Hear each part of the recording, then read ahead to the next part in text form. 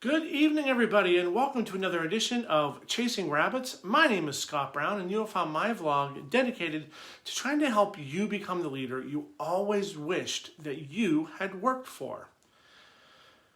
So tonight I'm going to tell a little bit of a story tonight, a little bit of a different kind of a story. I am a huge baseball fan, absolutely love the game of baseball. And there's this thing that happens sometimes in baseball that's called the yips. And often it happens to a pitcher. It happens when fielders can't throw anymore, when pitchers can't throw anymore. It's this psychological barrier. There's nothing physical that happens, but there's some sort of psychological barrier that pops up in someone's mind that creates some sort of a block that the player can no longer make a throw. There's a couple really famous cases of the yips. Back in the 80s, second baseman for the Los Angeles Dodgers was a guy named Steve Sax. He was amazing. He was Rookie of the Year in 83, something like that. Fantastic second baseman. All of a sudden, he couldn't make the throw from second base to first base. And if you know baseball or softball, you know it's the shortest throw in the diamond. The fact he couldn't make the throw anymore was baffling, but he would go to throw the ball from his position at second to the first baseman. The ball would end up 10 rows deep in the stands. It was ridiculous. Ended up costing him his career. There's a guy that played for the Pirates back in the 60s named Bill Blass. Great pitcher, but all of a sudden wasn't able to throw a strike anymore. But the most recent case of the yips came from a guy named Rick Ankiel, one of the most famous cases of the yips also. He was a pitcher for the St. Louis Cardinals. And it was around the turn of the season, it was around 2000, 2001, somewhere around there, that he broke into the league. Big left-handed pitcher, 98-mile-an-hour fastball, great cutter, good slider, fantastic pitcher, great career ahead of him, had a couple of fantastic years. Then in 2004, inexplicably, he stopped being able to throw a strike. All of a sudden, he doesn't know why it happened, just one day, when he went to deliver to home, he realized he couldn't control when the ball came out of his hand. He had no idea where it was going. It was everywhere. The problem is, he throws 98 miles an hour. It was scary. Because if you miss, if you're a pitcher, the strike zone's somewhat small. And usually a pitcher that has trouble with control is missing the strike zone by an inch or two. He was missing by feet, multiple feet. And the batters were petrified because here's a guy throwing 98 miles an hour that has no idea where the ball's going. It was a scary situation. So it took a couple of years and he started to try to figure it out, but realized eventually the yips were just too much. He wasn't going to ever make it back as a Major League Baseball player, so he retired. And that winter, I think it was like 2004-ish that he retired. That winter, he was sitting at home and he was thinking about, what am I going to do with my life? What's next for me? And one of his coaches called him and said, "Hey, Rick, you've always been the best hitting pitcher on the team. You were the best hitting pitcher in the majors when you were playing. Why don't you think about coming back as an outfielder?" So here's a guy that he made it through the minors, got into the majors, was making tons of money, got the yips, lost everything. And here's a coach saying, why don't you start over?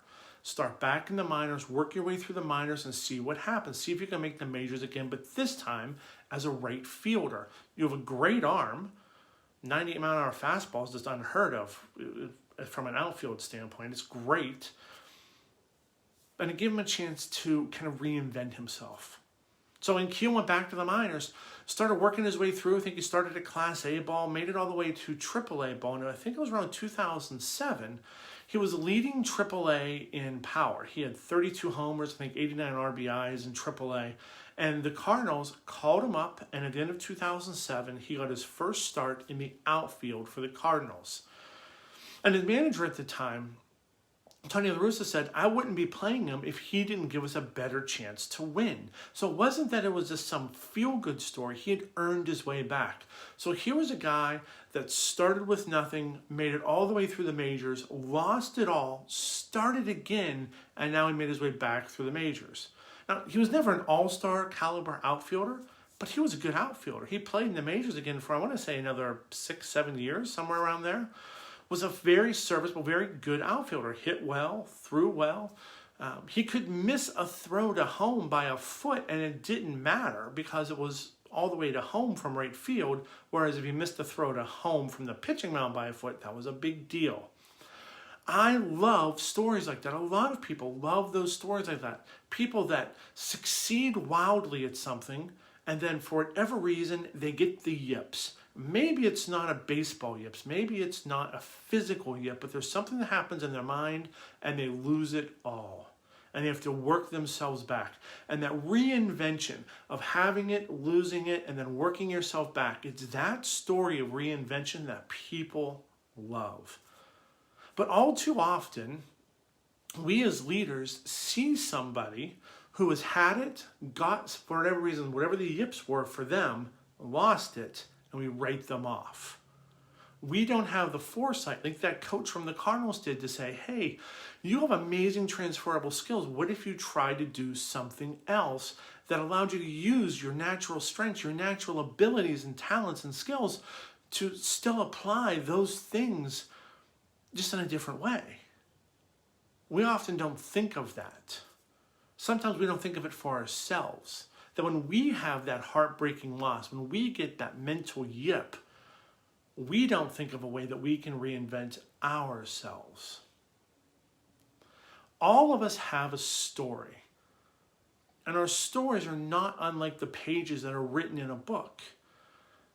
The difference is, in our story, we are the ones that have the power to turn the page. We are the ones that can always end a painful chapter and start a new one. It's up to us. In every book you read, the ending is already written, but in the story of our lives, the ending is up to us. It depends on how we look at our circumstances and what we're willing to do to overcome the yips that we get in our lives to be better somewhere down the road.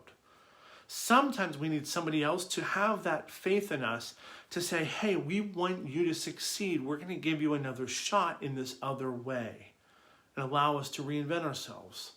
Sometimes we have to be that person that gives us permission to try again. If you have somebody on your team, if you have somebody in your employ, someone who's following you, that you've seen develop those yips for whatever reason and fail mightily, look at what those skills are. Are they transferable to be able to do something else? What about you? Have you had those yips in your life, in your career? I absolutely did in mine. I wouldn't be standing here talking to you today if I hadn't decided to take the skills that I had learned and applied them in a different way. My yips cost me a career at one point, but it also gave birth to a new one. You have people working for you that need that same chance. You need that same chance. So if you get the yips, think about Rick and Keel. Think about those individuals that you've seen succeed wildly and then lose it all only to come back again. You can be one of the success stories too. So until tomorrow, think about your yips. Where have they held you back? And what are you going to do about it starting tomorrow morning?